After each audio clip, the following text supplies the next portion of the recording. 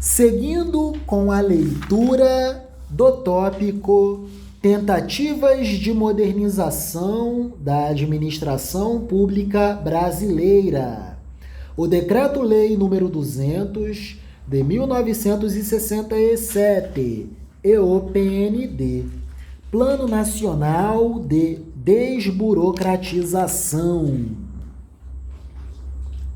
A pressão por reformas surgiu com o fim do Estado Novo, 1945, acentuando-se a partir da década de 1950.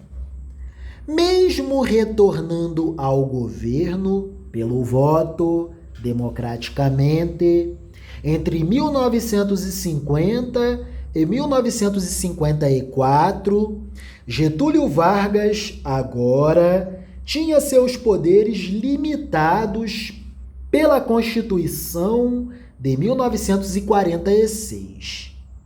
Em 1952, no segundo governo Vargas, elaborou-se um projeto de redistribuição dos órgãos da administração federal.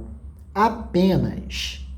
Em 1956, criou-se a Comissão de Simplificação Burocrática, COSB, com os seguintes objetivos: encontrar meios de descentralização dos serviços, definir formas de delegação de competência, fixar responsabilidade e aprimorar a prestação de contas das autoridades.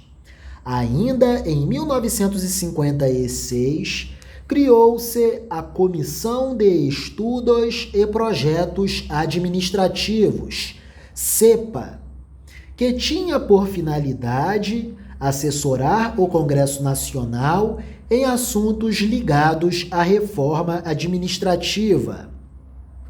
Apesar das tentativas reformistas do governo JK, Juscelino Kubitschek, entre 1956 e 1961, verifica-se uma maior centralização e rigidez na administração direta, ao mesmo tempo em que foram criadas estruturas paralelas na administração indireta, estruturas flexíveis e compatíveis com os objetivos do Plano de Metas.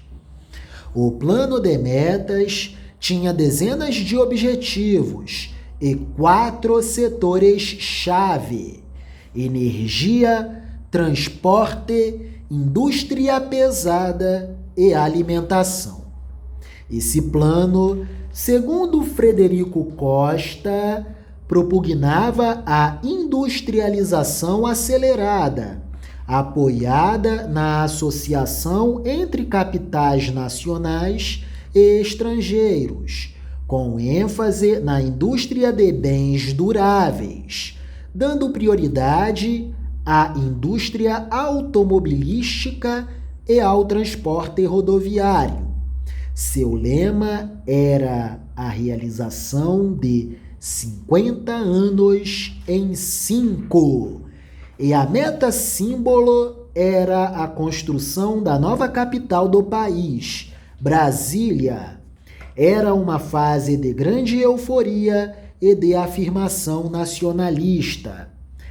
Para a implantação do Plano de Metas, Juscelino Kubitschek instituiu o Conselho de Desenvolvimento, ligado à Presidência da República, que atuava através de grupos de executivos. A opção por criar estruturas paralelas foi uma estratégia para evitar confrontos com a burocracia pública, que, por ser rígida e inflexível, era totalmente inadequada à realização do Plano de Metas. Embora existam várias iniciativas anteriores e outras no período militar posterior, o Estado desenvolvimentista ou a administração para o desenvolvimento tem como marca o governo JK. A expansão da administração indireta ganha força no final da década de 1950 e na década de 1960, originando o problema da dicotomia, da contrariedade. A administração direta, burocrática, formal, defasada e inflexível, e a administração indireta, tecnocrática, moderna e flexível. A administração direta era rígida e a administração indireta flexível.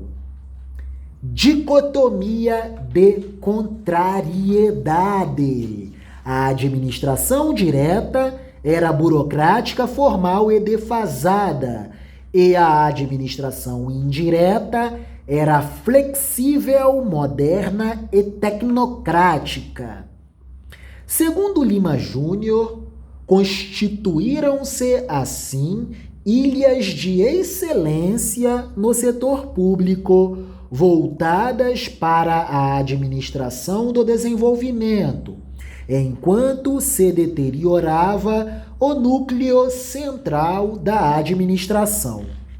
Os entraves existentes na administração direta fizeram com que Juscelino Kubitschek e seus sucessores criassem estruturas paralelas e ou novas entidades mais flexíveis na administração indireta para a implementação de seus planos. Regra geral, planos econômicos, surgindo assim a dicotomia entre as duas administrações, a contrariedade entre as duas administrações, a administração direta, burocrática, formal e inflexível, rígida, defasada, em contrariedade à realidade da administração indireta,